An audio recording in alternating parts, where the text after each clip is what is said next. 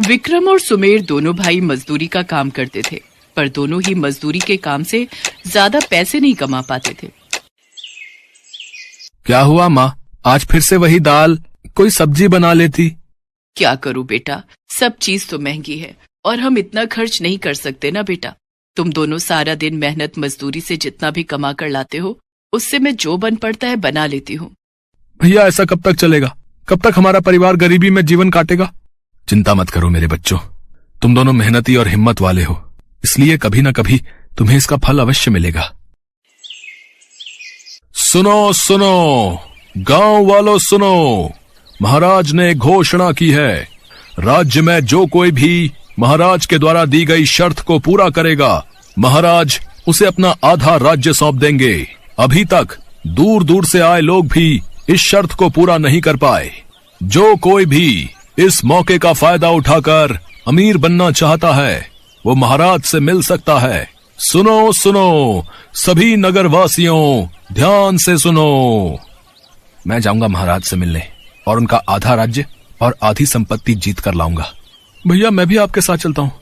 नहीं भाई, पीछे से किसी का घर पर होना भी जरूरी है, न जाने मुझे कितना समय लग जाए, इसलिए तुम माँ बापू के साथ घर पर रहो। विक्रम राजमहल पहुँचता है। देखो युवक, मेरे अस्तबल में 3 घोड़े बंधे हैं, तुम्हें पूरा एक दिन उन तीनों घोड़ों के साथ बिताना होगा। वे घोड़े पूरा दिन क्या खाते हैं, इसकी सारी खबर देनी होगी।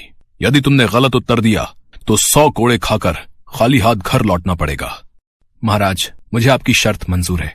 शर्त के मुताबिक अस्तबल से घोड़ों को छोड़ दिया जाता है और वे तीनों घोड़े हवा से बातें करते हुए जंगल की ओर दौड़ने लगते हैं। ये घोड़े तो बहुत तेज दौड़ रहे हैं, मैं तो इतना तेज दौड़ भी नहीं पाऊंगा। अरे रुको रुको, मुझे तुम्हारे साथ भागना है।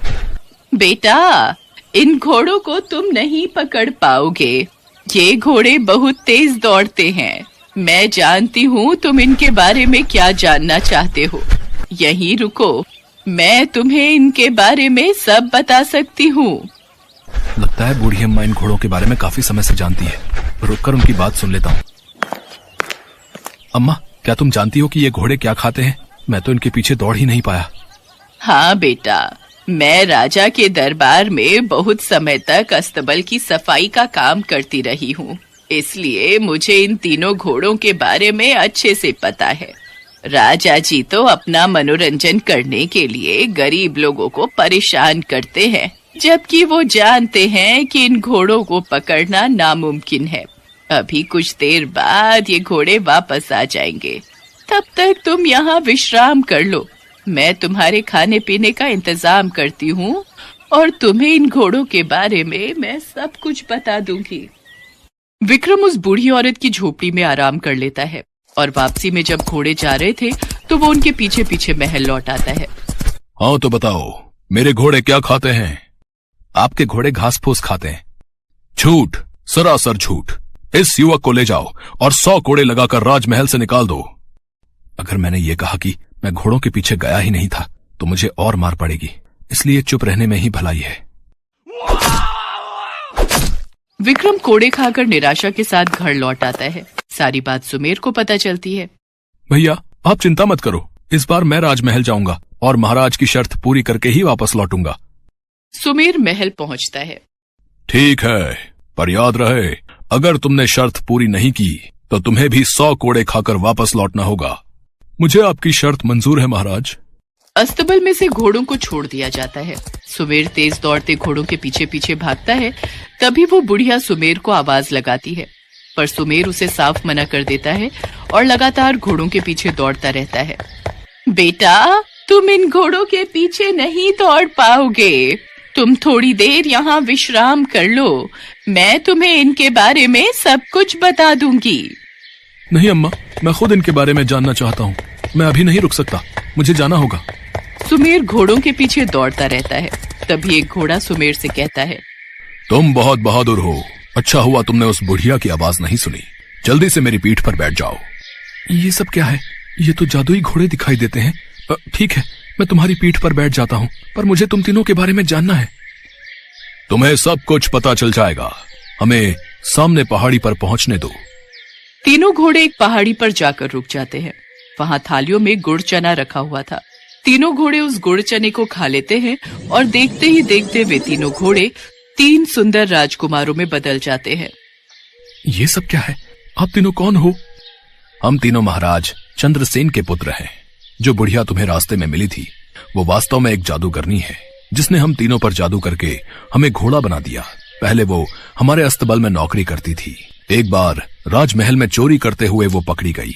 तब हमें इसकी सच्चाई का पता चला कि ये जादूगरनी है।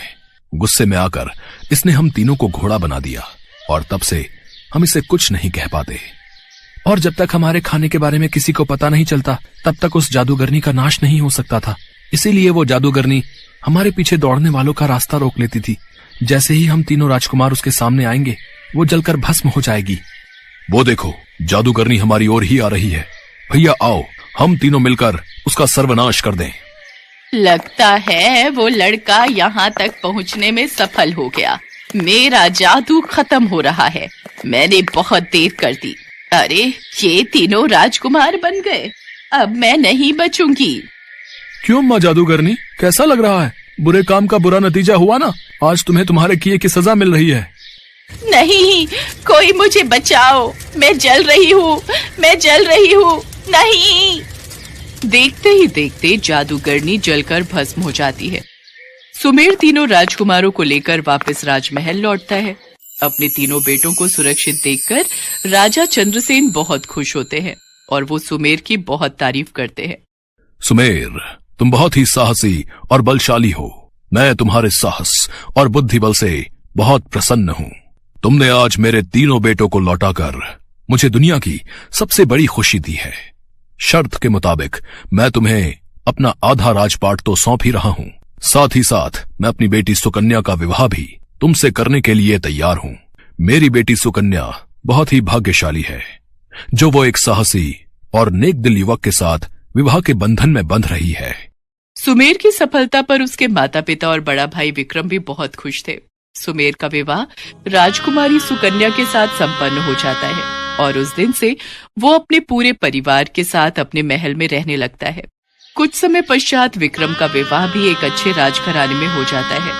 अपनी दोनों बहुएं पाकर आज विक्रम और सुमेर के माता पिता बहुत खुश थे।